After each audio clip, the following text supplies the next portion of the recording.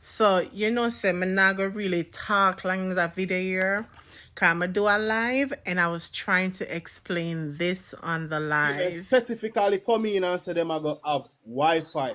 Them are gonna give Wi-Fi. And them that team there, I think other team there with the AI system thing.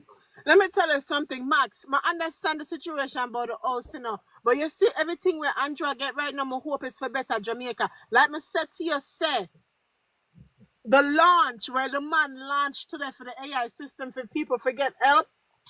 Man, education, bring it in so that the people of Jamaica can learn these things so them can move into the future. Miss, I know that alone they need to learn. Some of my people them illiterate. The way them reason, them Yeah, reason. but that comes with education, though, Max. What's up, Carla? That comes with education. Right? I want to know, listen.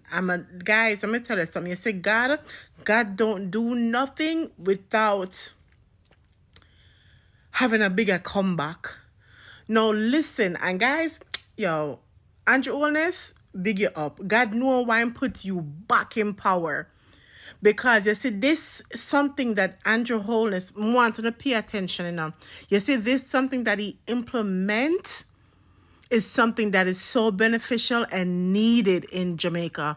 And this is not just, it's not going to go away. It's going to be something that's going to be there forever. Or it's going to help our people. I mean, I don't want to talk too much, kind of video kind of long, but I want to know if you listen to, oh, Jamaica already started to develop with some amazing things. Oh no, listen to this. In the initial few days, there was a scramble. And that scramble essentially was, my hand is up, I need help. And the system trying to respond to the loudest voices or the most frantic wave of hands. As of today, we are out of that phase. Now, a systematic response will take over in the relief effort. And you would see that the government has made certain actions to ensure that there is a systematic response.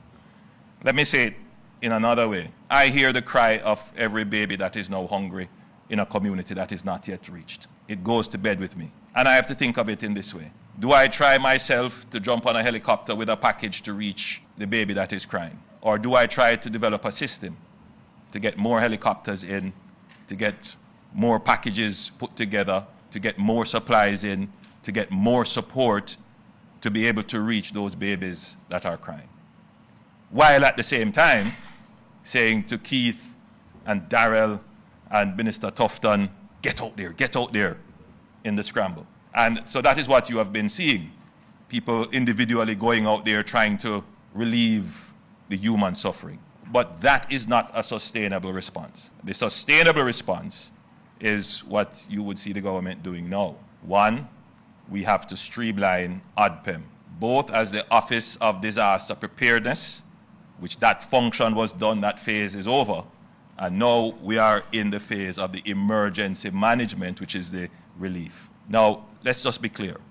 The government can't stand up ODPEM with its own parallel structure of having all the people that would be necessary to pack the relief items, to load the trucks, to move the trucks to where they have to be stored, to clear the roads, all those little minor functions that make the big service works, and keep them and pay them throughout the year for every year, even when there is no disaster. Where that capability exists is in the JDF. It is a multifunctional capability. I do commend the JDF and, of course, the JCF as well. The JDF is the repository of the logistics and engineering capabilities of the government. And in hindsight, as I reflect on how we have executed policy, not many Jamaicans would know this, but in the last 10 years of my administration, we have invested heavily in the JDF.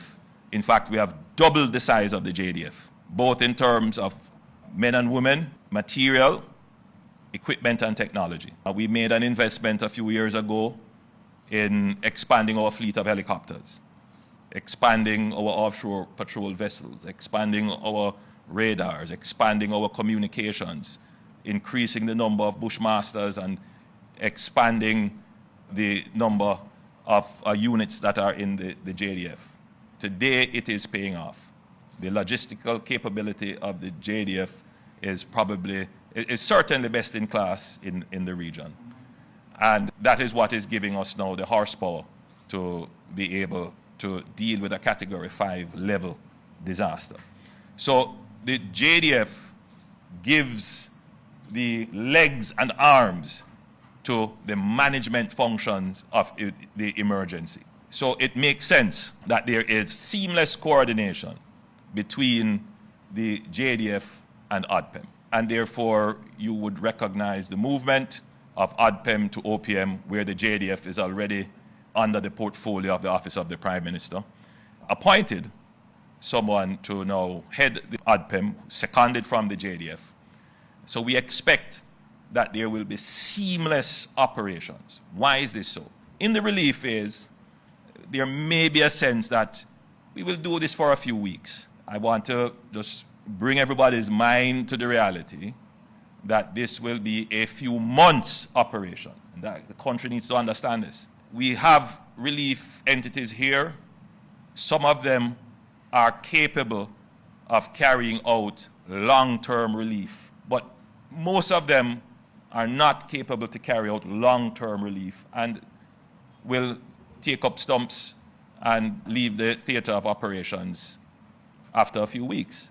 So the government has to have that base capability to be able to sustain the relief effort for a long period of time. And that is what I have been working on to ensure that your government has that staying capability to bring relief to 6 parishes and other divisions and constituencies in other parishes that are impacted.